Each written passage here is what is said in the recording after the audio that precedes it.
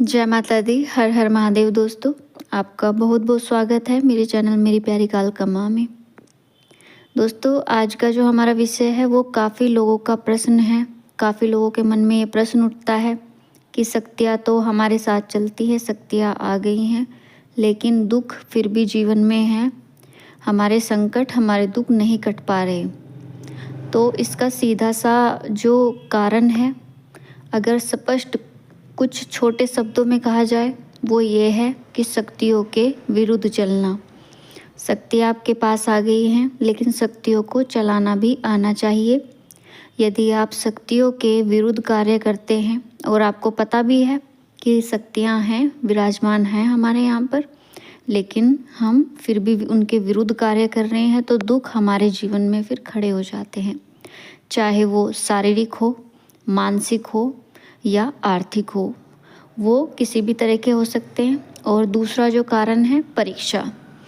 एक तो शक्तियों के विरुद्ध आपने कार्य किया, लेकिन यदि आप सही चल रहे हो, आप कोई गलती नहीं करते, बहुत भाव हैं आपके इष्ट के लिए, सारे नियम आप मानते हो, लेकिन दुख फिर भी है, तो दूसरा कारण हो सकता है कि शायद आपकी परीक्षाएं चल रही हैं।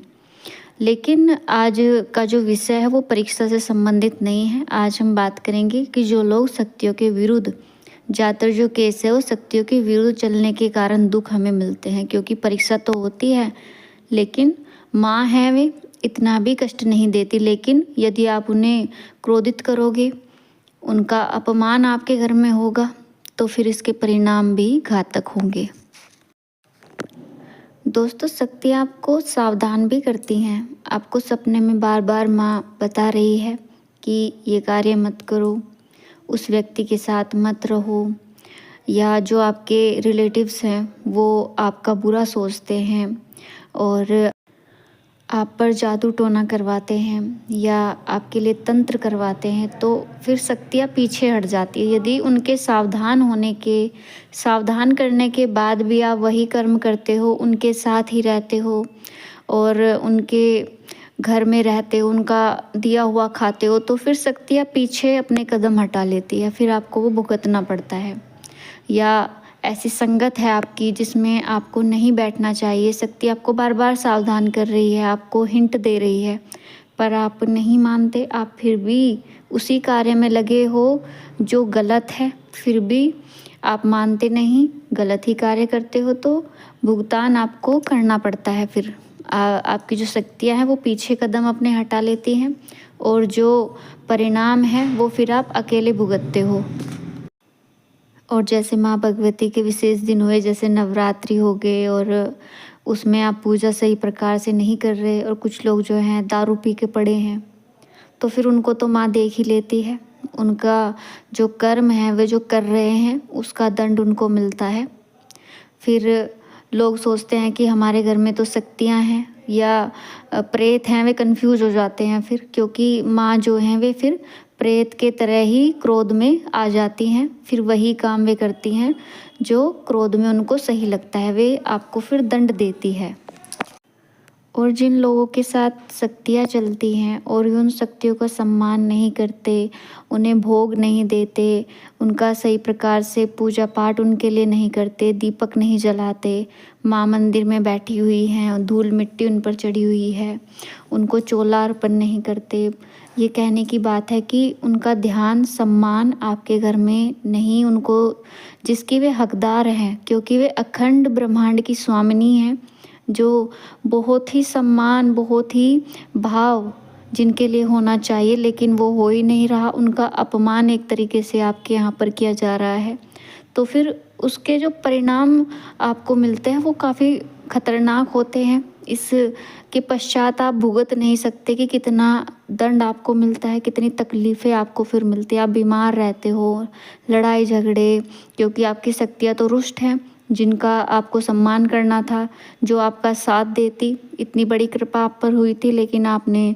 उस पर ध्यान ही नहीं दिया, तो फिर इसलिए भी आप दुखी रहते हो। कष्ट आपके जीवन में बना रहता है, कभी आप सफल नहीं हो पाते, क्योंकि आपकी शक्तियाँ ही दब गई, अपमान झेल रही हैं, तो आप बढ़ नहीं पाते आगे फिर।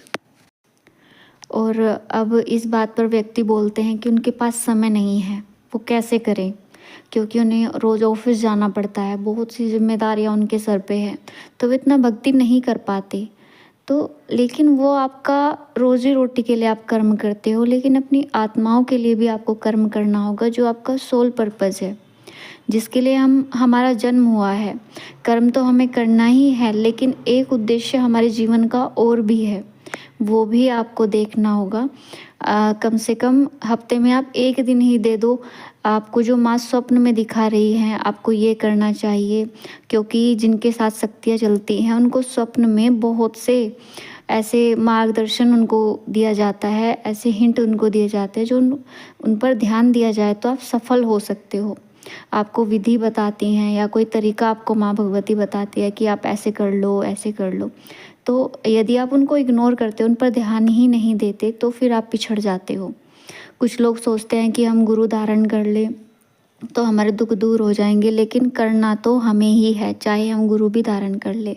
गुरु हमारा मार्गदर्शन करेंगे, वे भी हमारा मार्गदर्शन ही करेंगे, लेकिन करना हमें ही है। जब तक हम नहीं करेंगे तब तक कुछ नहीं हो पाएगा। तो दोस्तों, यदि शक्ति आपके साथ हैं, काफ़ी कुछ लोगों का तो पूरा जीवन ही लगभग बीत गया दुखों में। शक्तियाँ भी हैं, लेकिन दुख कभी ख़त्म ही नहीं हो गए।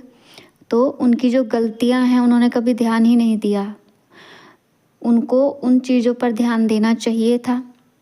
पूरी लाइफ उनकी बीत गई दुखों में। जो नहीं बीत सकती वो अच्छा भी कर सकते थे, उनकी लाइफ अच्छी हो सकती थी, लेकिन ये जो इग्नोर करने वाली आदत है, अपनी मर्जी से चल रहे हैं। शक्ति आपको कुछ और इशारा कर रही है, लेकिन आप अपनी मर्जी से चल रहे हो, तो ये सब गलत है। आप जो हैं, जो आपको मार्गदर्शन आपको कहा जा रहा है जो करने के लिए, आप वही करें। अपने पूजा पाठ में ध्यान दें, ताकि आपका जीवन भी सुखमय हो, माँ की कृपा आपको प्राप्त हो, बाबा की कृपा आपको प्राप्त हो। तो अब मैं अपनी बात को ही समाप्त करती हूँ दोस्तों, और मिलती हूँ आपसे एक नई जानकारी के साथ अपनी अगली वीडियो में। आप अपनी भक्ति में लगे रहें, माँ की कृपा आप पर बनी रहे। जय माता दी। हर हर महादेव।